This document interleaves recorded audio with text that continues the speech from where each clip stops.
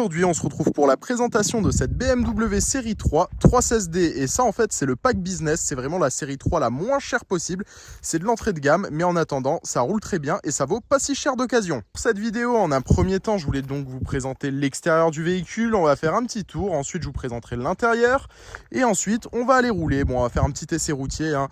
Là c'est donc une 316D, ça fait donc 116 chevaux d'origine.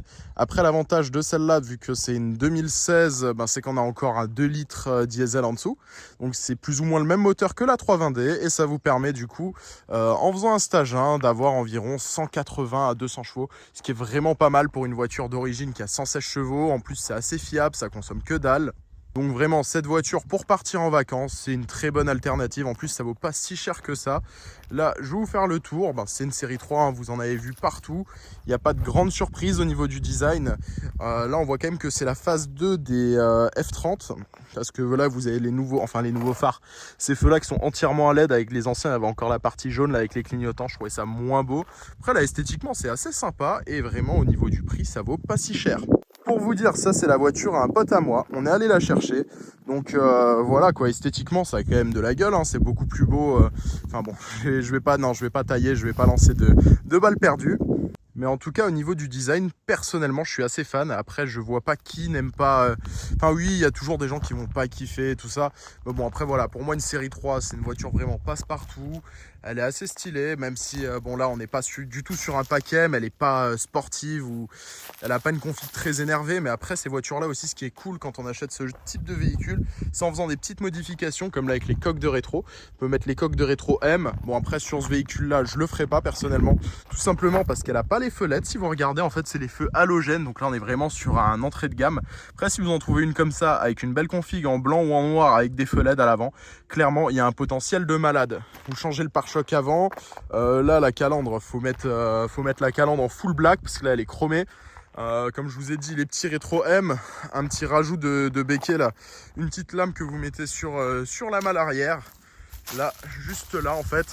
Ça va permettre de prolonger un peu enfin vous voyez ce que je veux dire, la petite lame là qui se met là comme ça. Je trouve que ça affine vraiment la tête du véhicule.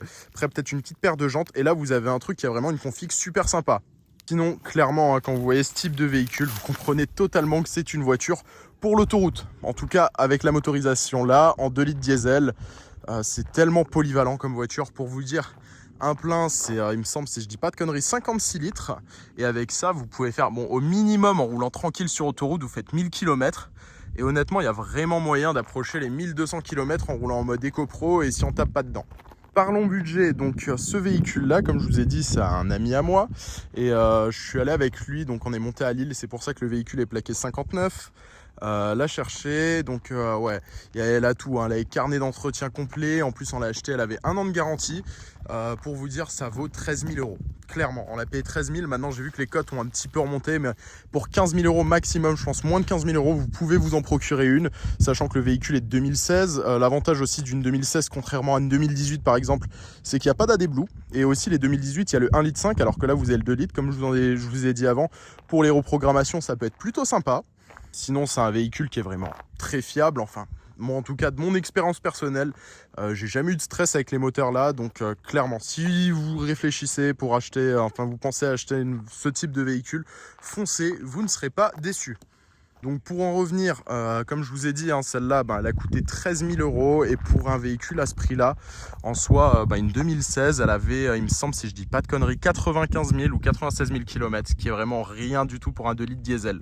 Bon, une des seules choses que je pourrais lui reprocher plus ou moins, c'est cette couleur. Après, c'est un gris ça change un petit peu, hein. C'est pas un gris qu'on voit tout le temps. C'est pas le gris métallisé. Là, je sais pas si vous voyez, il y a des petits reflets légèrement dorés. Après, moi, pour ce type de véhicule, c'est blanc ou noir. Non, pour moi, le top du top, c'est vraiment blanc avec tous les détails en noir. Là, vous prenez tout, enfin pour tout, hein, tous les détails. Là, comme je vous ai dit avant, les coques de rétro, la calandre. Vous commandez tout sur AliExpress pour une centaine d'euros, clairement. Vraiment, la voiture, elle change totalement. C'est plus du tout la même chose. Et en fait, vous avez une série 3 qui va ressembler fortement à une M3. Enfin, pour les gens qui connaissent pas, clairement, on pourrait penser limite que c'est une M3 si vous faites toutes les modifications. Et bien sûr, il faut qu'elle ait déjà les feux LED. Parce que si avec les feux là, feux jaunes et tout, là, clairement, ça se verra direct que c'est pas... Enfin, je trouve que c'est beaucoup moins énervé. Bref, du coup, je voulais aussi vous parler de tout ce qui est entretien et en fait, le coût d'avoir une 316D. Et honnêtement, le coût est vraiment très faible. Alors, c'est peut-être un peu plus cher qu'une Renault si vous faites vos entretiens chez BMW parce qu'on va pas se mentir, ils se touchent un petit peu. Mais en tout cas, déjà, là-dessus, les vidanges, c'est tous les 30 000 km. Donc ça va clairement, hein, vous faites pas les entretiens tout le temps. Sinon bon, là c'est clair, avec des grosses jantes en 18 ou en 19 c'est beaucoup plus stylé. Mais là sur la finition de base on a quand même des jantes alu. Et en fait c'est du 16 pouces. Donc quand vous changez les pneus ça coûte vraiment pas très cher. Clairement hein, ces pneus là ça vaut pas une blinde. Surtout bon c'est une propulsion, mais vu que là elle est totalement d'origine, elle a pas de stage, les pneus arrière se bouffent pas. D'habitude c'est toujours ça, hein, une propulsion vous bouffez les pneus arrière. Là ça marche tellement pas que du coup vos pneus arrière ils restent en très bon état et vous pouvez faire des kilomètres avec. Après voilà, même si c'est une propulsion, faut pas s'attendre à quelque chose d'extrêmement joueur, mais quand il pleut dans un rond-point avec un bitume bien lisse, clairement ça peut partir du cul, faut quand même faire attention, ça reste une BMW. Bref, au niveau de l'extérieur, enfin je pense avoir fait plus ou moins le tour. Après voilà, c'est une série 3, vous en avez vu plein. Il y a des petits détails qu'on n'a pas. Par exemple là en fait on n'a pas de contour de porte en noir brillant ou chromé. Enfin chromé en aluminium ou quoi que ce soit. Là c'est plastique, enfin c'est là qu'on voit que c'est une entrée de gamme quoi. Mais après pour le prix que ça vaut aujourd'hui d'occasion et même neuf, ça valait pas si cher que ça. Et pour moi c'est vraiment un excellent délit. Maintenant, je voulais donc passer à l'intérieur et vous montrer ce que ça vaut. Une série 3 d'entrée de gamme à l'intérieur. Donc déjà là, pour l'ouvrir, il n'y a pas le... Enfin bref, ça après c'est des options. La petite option, on pose le doigt, ça s'ouvre, ça se ferme. Non, faudra sortir la clé. D'ailleurs, attendez, je vais vous montrer la clé tout de suite. Si vous regardez, il faut juste que je la retrouve. Tac, tac, tac. On va trouver la clé. Non, celle-là, ça c'est celle de la mienne, mais bref, c'est exactement la même clé que celle-là. L'autre clé, je l'ai dans l'autre poche, mais bref, c'est pas grave. Donc c'est la même clé que celle-là, ça c'est la clé de ma série 1. Donc c'est exactement la même clé. Et en fait, peu importe la voiture que vous avez chez BMW, enfin à cette époque-là, vous avez plus ou moins tous les mêmes clés. Par contre, pour démarrer le véhicule, ce qui est assez cool, c'est qu'il vous suffit d'avoir la clé dans la poche. Et si vous regardez là, vous avez donc le petit bouton pour la démarrer. D'ailleurs, là, il y a également le bouton pour le start and stop. Je le désactive toujours. Ça, c'est devenu un réflexe. Enfin, ça, c'est vraiment un réflexe de mec qui pense prendre soin de son véhicule en désactivant le start and stop. Après, je sais que ça change pas grand-chose, mais personnellement, je fais toujours comme ça. Donc, pour revenir à cet intérieur, comme vous pouvez le voir, ça reste une série 3, c'est assez bien fini. Là, on a donc du plastique moussé. D'ailleurs, si vous regardez le tableau de bord, lui aussi en plastique moussé. Franchement, je le trouve assez sympa cet intérieur. Je sais pas ce que vous en pensez. Par contre, là où on voit que c'est une entrée de gamme, en fait, c'est avec cette finition-là. C'est un espèce de simili-cuir. L'avantage, c'est que c'est beaucoup plus solide que du vrai cuir. Ça ne craque pas, parce que le vrai cuir, des fois, vous voyez des traces d'usure. Là, par exemple, je vous montrais les sièges. Si vous regardez, il n'y a pas une seule trace d'usure. Regardez, d'habitude, là, quand les gens montent et descendent, il y a toujours des traces d'usure. Là, je vois absolument rien. Et en fait, ce cuir-là vieillit très très bien, même si c'est pas un vrai cuir. Et aussi, l'autre avantage, c'est pour le nettoyer, ça se nettoie super bien. Bon, ces sièges-là, ils sont réglables manuellement, hein. Ils sont réglables en hauteur, longueur, tout ce que vous voulez. Mais c'est manuel. Bon, après, c'est normal, hein, vu que c'est une entrée de gamme. Là non plus, il n'y a pas la petite rallonge là au bout du siège. Ça, c'est un peu dommage. Mais après, si vous regardez, on peut quand même trouver une très bonne position de conduite. Et en plus, regardez, vous pouvez même régler en fait l'inclinaison de l'appui-tête. Ça aussi, c'est cool pour voyager confortablement. Bref, à part ça, je voulais vous montrer du coup, qu'est-ce que ça veut dire entrée de gamme. Je vais directement m'installer. Et déjà là, quand vous voyez les contours, il y a juste le petit écran qui est là. Il n'y a pas le plus grand écran qui va de là à là. Enfin, je sais pas si vous voyez ce que je veux dire. Tous ceux qui connaissent BM, ils savent très bien de quoi je parle. Là, oui, c'est un petit peu à l'ancienne, mais bon, après, ça fait vraiment le taf. Ça suffit largement. Là, comme d'habitude, chez BM, on va toujours retrouver là la consommation instantanée. Sinon, là, on a les tours minutes. On a un compteur qui va quand même jusqu'à 260. Même si pour l'avoir testé en Allemagne, à 210, il n'y a plus rien. Enfin, à 210, ces véhicules-là sont bridés à 210 km/h. Et ce que je comprends totalement pour des raisons de sécurité. Parce que sinon, niveau tenue de route, même avec les petits pneus en 16 pouces, ça ne va pas le faire. Sinon, sur le côté gauche, là, on va donc retrouver le niveau de carburant. Et là, à droite, on aura donc la température moteur. Et ça, c'est assez cool parce que avant, j'avais une série 2 de 2015 ou 2016, je sais plus. Mais bref, sur cette série 2-là, j'avais pas la température moteur. Là, je pouvais trouver la température de l'huile, mais je n'avais pas la température moteur. Et ça, c'est assez cool. Ça, c'est sur les séries 3, série 4. On va retrouver ces deux petits indicateurs en plus qu'on n'a pas sur les séries 1 et série 2. Sinon, là où on voit clairement que c'est pas un PACM, c'est ce volant-là. Bon, il est pas très beau, j'ai exactement le même dans ma série 1. Ouais, clairement, il est pas très beau, on va pas se mentir. Par contre, ce qui est cool, en fait, c'est là, on a ici un espèce de simili-cuir, là, et ça, c'est très solide. En fait, vous voyez pas de traces de griffure, et vous pouvez y aller, hein, ça se griffe pas, c'est super solide et costaud, et ça vieillit très bien. C'est ça vraiment l'avantage de ces voitures-là. Mais bon, même si c'est pas le même volant que le Pack M, regardez là on va quand même retrouver du coup un régulateur ainsi qu'un limiteur de vitesse. Tout se passe sur le volant, hein, c'est très simple d'utilisation. Et là de l'autre côté on a les petites commandes pour passer à la musique suivante ou précédente. Là on peut monter, baisser le son. Et tout ça, ça s'affichera donc sur le mini écran qui est juste là. Pour vous montrer, ça sera plus simple, je vais directement mettre le contact, hop, et voilà. Et là vous pouvez voir les petites infos. Je vais directement enlever ça avant de me faire démonétiser ma vidéo parce que les droits d'auteur, vous connaissez. Bref, là, je crois qu'il y a un petit entretien à faire. Non, même pas. Bref, donc là, vous pouvez voir, là, il y a les petites infos qui s'affichent juste là. Avec, là, vous pouvez donc passer à la musique suivante. Enfin, là, du coup, ça sera station de radio, vu qu'on est paramétré sur les stations de radio. Après, là, vous avez la petite molette classique de chez BM. Par exemple, là, si je mets médias, là, on a les différents téléphones, enfin, qui sont proposés. Mais bon, cette molette-là, c'est exactement la même chose qu'on retrouve depuis très longtemps chez BM. C'est super simple d'utilisation. Là, menu, on revient au menu principal avec toutes les fonctionnalités. Pour le contrôle, ça se passe comme ça. Enfin, voilà. Vous pouvez tourner, appuyer dessus. Donc là, je reviens dans menu. Sinon, à part ça, là, vous avez donc les petits raccourcis, la navigation pour accéder directement au GPS. Là, il y a également le bouton téléphone. Là, quand vous avez un téléphone qui est connecté par Bluetooth, ça va directement vous proposer un carnet d'appels et tout ça. Donc non, dans le multimédia BMW, enfin de cette époque-là, je trouve simple et efficace. Alors oui, on n'a pas le grand écran, mais bon, c'est exactement les mêmes informations, donc ça posera aucun problème. Par contre, une chose qu'on n'a pas, vu que c'était une option, on n'a pas la molette en fait, où dessus on peut écrire avec le trackpad tactile là, pour écrire les destinations dans le GPS. Ça, c'est un peu dommage. Bon, sinon, vous l'avez vu, hein. On est donc sur une boîte manuelle 6 vitesses, donc c'est cool, ça permet de pas consommer grand chose. Après, c'est un petit peu dommage parce qu'en boîte auto, ce type de véhicule, c'est très recherché en boîte auto. Ça, je pense, c'est une des raisons pour lesquelles on a pu la toucher à ce prix-là. Et regardez, même si c'est une entrée de gamme, là, on a quand même les boutons pour changer les différents modes de conduite. Donc ça s'affiche juste là.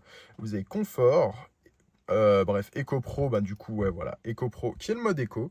Là, vous le voyez ici aussi, mode confort. Et là, il y a un mode sport, même si je sais pas à quoi ça sert, parce que j'ai l'impression que ça change strictement rien le mode sport. Bref, à part ça, là, si vous regardez, on a donc le réglage des phares, d'ailleurs, phare automatique. Si vous regardez de l'autre côté, là, on a les essuie-glaces et en appuyant sur le bouton là, on active donc les essuie-glaces qui eux aussi sont automatiques. Là, on peut même régler la sensibilité. Donc, je trouve ça vraiment très pratique et simple d'utilisation. Et regardez là, à part ça, là, avec le petit bouton baisser, donc pour changer les affichages, enfin, de ce qui se passe là-bas, pour avoir les différentes informations, il faut donc appuyer sur ce bouton-là. Et là, du coup, vous pouvez voir du coup, votre conso instantané, enfin, l'heure et toutes les petites infos. Il n'y a pas énormément de choses, mais bon, voilà. Donc, c'est exactement le même fonctionnement pour les autres BM. Bref, même si ce modèle est donc une entrée de gamme, on va quand même retrouver une clim automatique Bizone. Donc ça, c'est assez cool. Parce que bon, il y a pas de, là, il manque les petits boutons pour les sièges chauffants, mais c'est vraiment très cool qu'on ait une clim auto Bizone là-dessus. Parce que moi, en tout cas, j'ai une série 1 d'entrée de gamme aussi en pack business ou lounge, je sais plus. Mais bon, les deux, c'est plus ou moins la même chose. Mais j'ai pas cette clim auto Bizone. J'ai la clim de base qui est vraiment beaucoup moins bien. Même si c'est assez rare de voir des BM comme la mienne avec la clim de base, en général, on a toujours la Bizone. Enfin, c'est le strict minimum. Sinon, juste au-dessus, et ça a disparu sur les véhicules des années après. Là, on a cette petite molette pour faire l'appoint de la clim, c'est-à-dire vous mettez 20 degrés parce que vous voulez qu'il fasse 20 degrés dans le véhicule. Et vous trouvez que l'air sort un petit peu froid. Là, vous pouvez mettre pour que ça soit un peu plus chaud ou comme ça pour que ça soit un peu plus frais. Sinon, qu'est-ce que je voulais vous dire d'autre? Regardez, franchement, ce tableau de bord, la planche de bord, comme ça, je la trouve vraiment très stylée. Et vous avez exactement la même planche de bord que vous aurez dans un série 3 avec une finition plus haut de gamme. Donc ça, c'est quand même cool. Juste en dessous, là, je sais qu'on peut mettre des petits raccourcis sur les touches. En fait, à la base, on peut enregistrer des stations de radio, mais en plus de ça, on peut mettre des petits raccourcis dans le véhicule. Ça, c'est assez cool. À part ça, au niveau des aspects pratiques, là on a un petit vide-poche. Au final, les clés, je les cherchais avant, elles étaient là. Là, on a ce compartiment-là qui s'ouvre et qui se ferme. Là, il y a un cendrier, mais bref, vous avez donc deux porte-gobelets.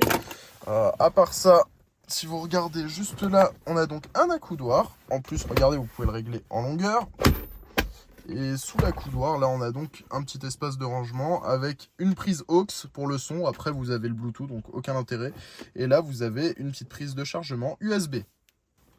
Bref, je vais donc refermer ça. Et comme vous pouvez le voir là, dans presque toutes les BMW de cette époque-là, on avait donc des freins à main manuels, alors que chez tous les concurrents, il y avait déjà des freins à main électriques. Après, on va pas se mentir, hein, c'est vraiment pas grave. Pour moi, c'est pas du tout un souci, même c'est très pratique. Au moins, il n'y a pas de souci de frein à main électrique avec ce frein à main manuel. Sinon, qu'est-ce que je voulais encore vous dire? Ouais. Bah, quand je vous dis une série 3, c'est pratique. C'est vrai, genre là, c'est bien pensé. Vous avez des espaces de rangement. Là, on a un espace de rangement qui est assez profond. Je peux rentrer ma main en entier.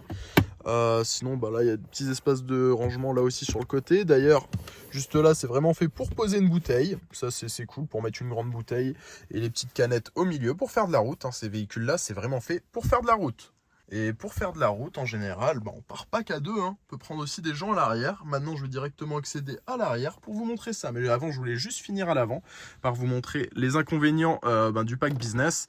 Contrairement à un pack plus haut de gamme, attendez, je vais fermer la porte. Sur un pack plus haut de gamme, là, en fait, on a un éclairage. Là, vous pouvez allumer juste sur le côté gauche, juste sur le côté droit. Là, en fait, vous avez un bouton qui va donc allumer l'éclairage dans tout le véhicule. D'ailleurs, il n'y a pas de bouton à l'arrière. Donc, vous allumez et éteignez à l'arrière. Enfin, les passagers arrière ne pourront pas le faire.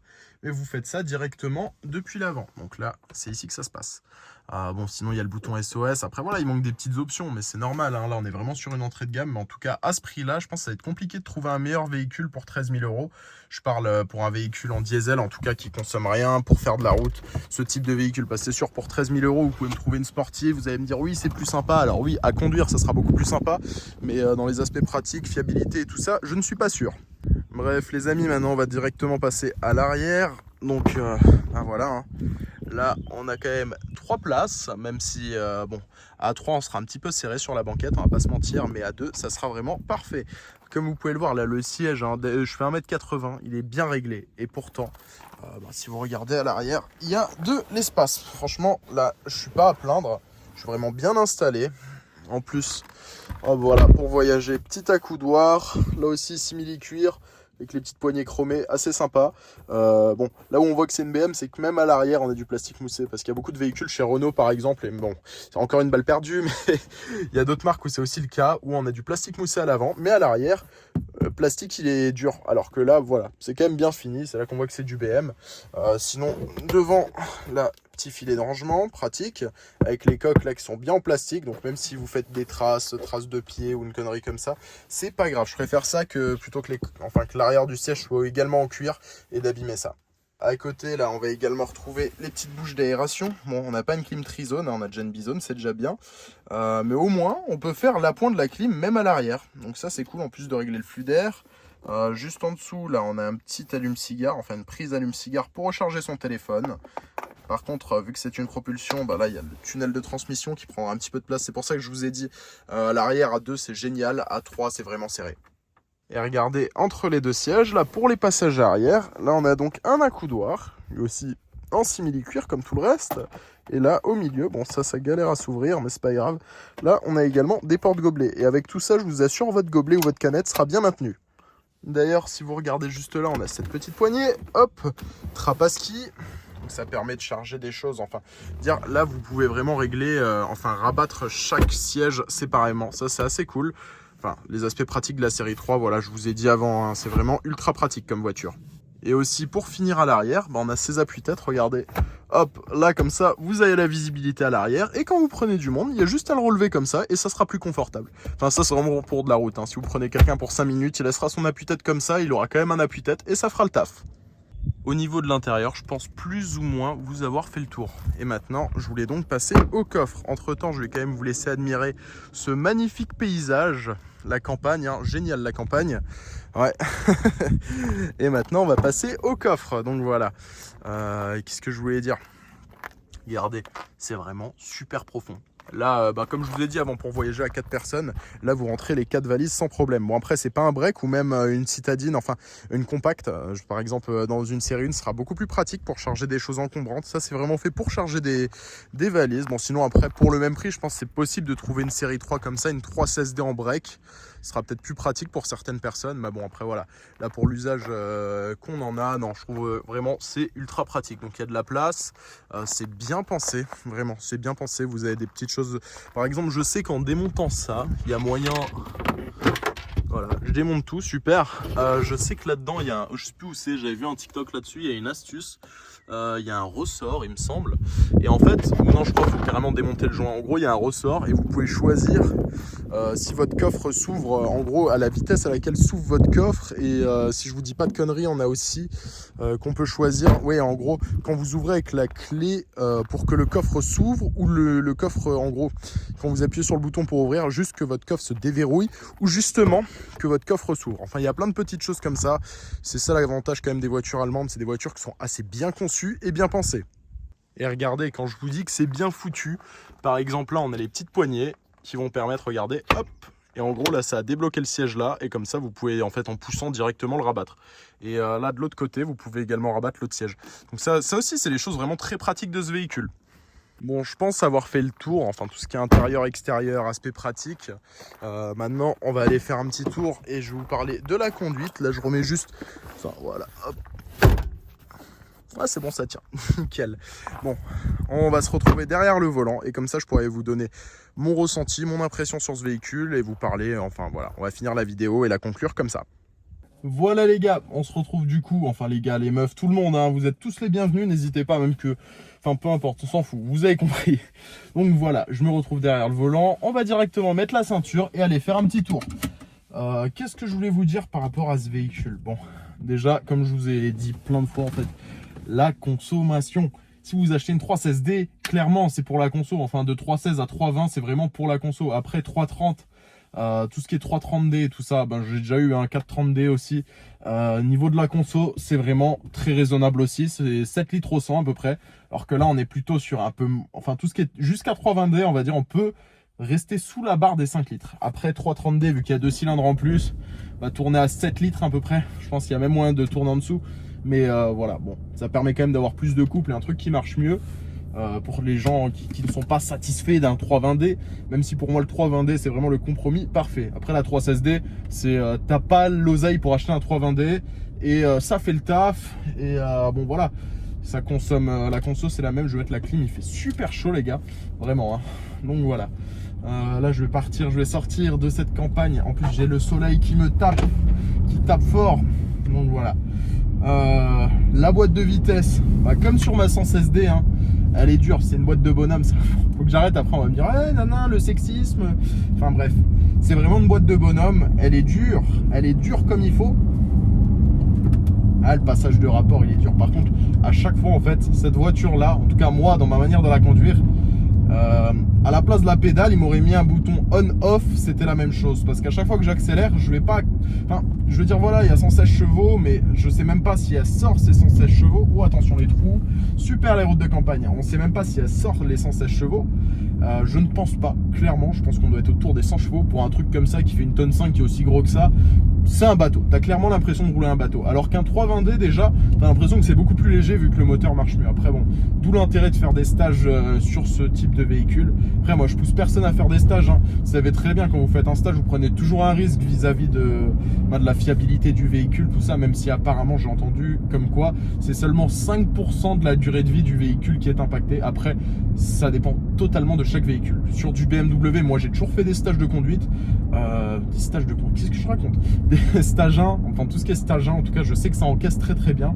Et aucun souci de fiabilité, en tout cas, de mon point de vue. Après, c'est sûr que si vous faites un stage 3, carte au fumé et tout, vous voulez un pop et tout ça, là, clairement, ça sera autre chose. Après, sur tout ce qui est BMW, en tout cas en diesel, de mon expérience personnelle, j'ai pas eu de soucis. Après, voilà, donc le gros avantage de faire un stage, c'est de la débrider, donc d'avoir les pleines capacités du 2 litres. Ce sera beaucoup plus plaisant à conduire. Le véhicule enfin, on aura l'impression que ce sera beaucoup moins lourd. Ah oui, par contre, ça aussi, c'est un truc, je voulais vous en parler. Je sais pas pourquoi j'ai pas ça sur ma 116D, mais en tout cas sur la 316. Là, en fait, quand je rétrograde un rapport, le véhicule, j'ai même pas relâché l'embrayage.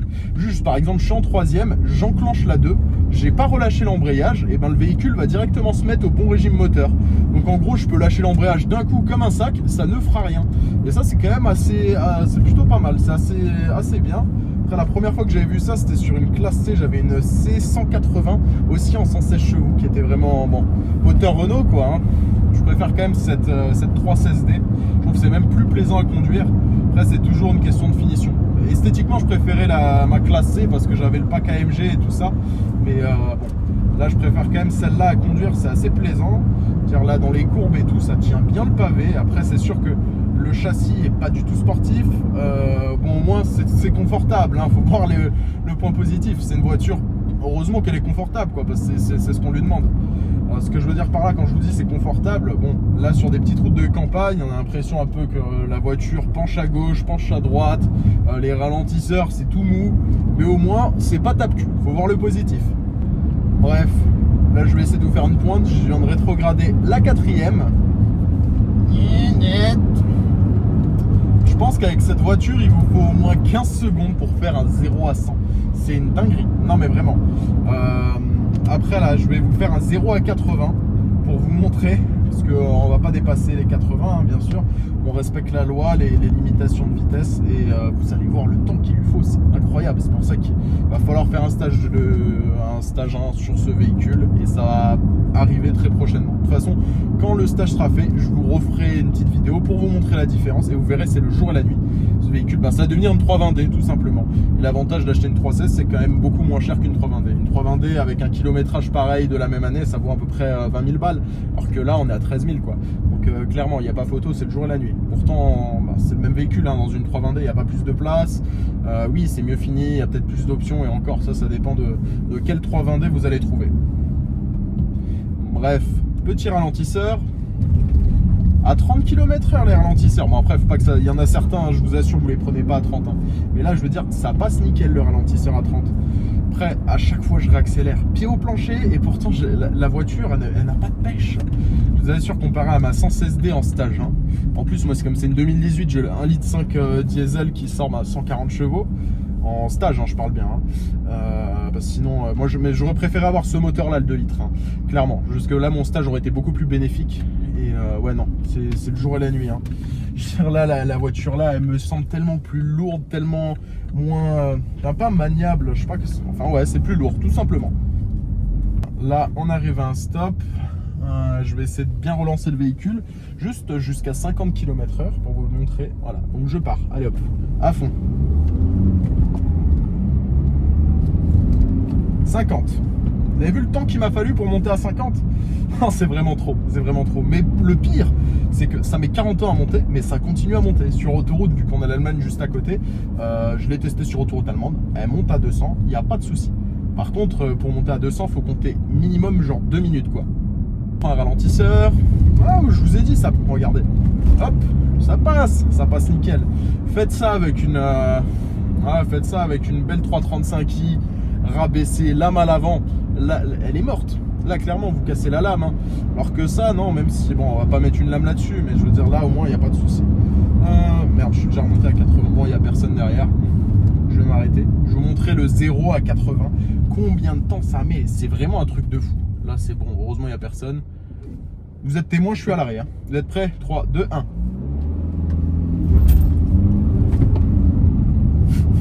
Vas-y, c'est ridicule.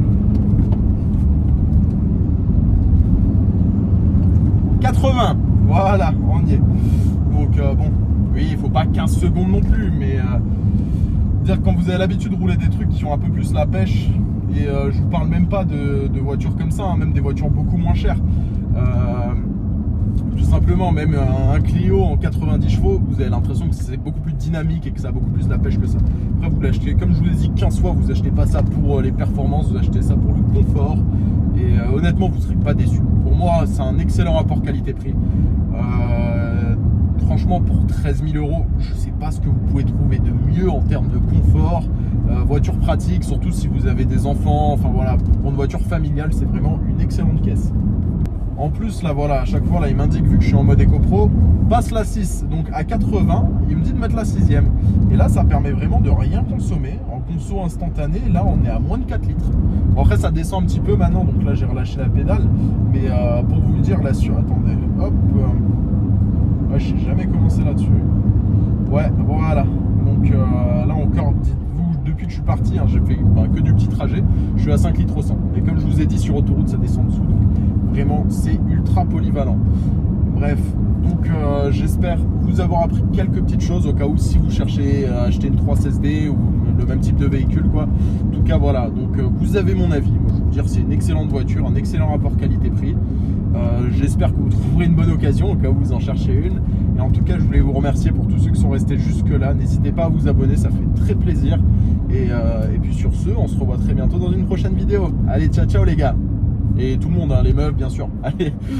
Ah oui, je viens d'arriver, je voulais juste vous dire, n'hésitez pas à mettre un petit commentaire, dites-moi ce que vous en pensez de ce véhicule, tout ça. De toute façon, j'essaye de répondre à tout le monde et je réponds à tout le monde, je me fais un plaisir de vous répondre, c'est cool, hein, tous ceux qui veulent venir discuter, n'hésitez pas. D'ailleurs, pour tous les gens qui sont... En fait, si vous voulez venir me présenter votre véhicule, comme je vous l'ai déjà dit dans d'autres vidéos, ce serait avec grand plaisir. Vous m'envoyez un petit mail sur mon adresse mail que vous pouvez retrouver dans la description du coup de mon compte TikTok, de YouTube, vous retrouverez ça partout. Et très bientôt, il y a du nouveau contenu qui va venir. J'ai un pote à moi, il a acheté une Golf 6 GTI, il a déjà mis un stage, une ligne d'échappement arrive. On va aller faire un tour avec lui là très prochainement, vous verrez, ça va être sympa. En tout cas, j'espère que ça vous plaira. Bref, sur ce, on se revoit très bientôt dans une prochaine vidéo. Allez, à la prochaine, ciao ciao.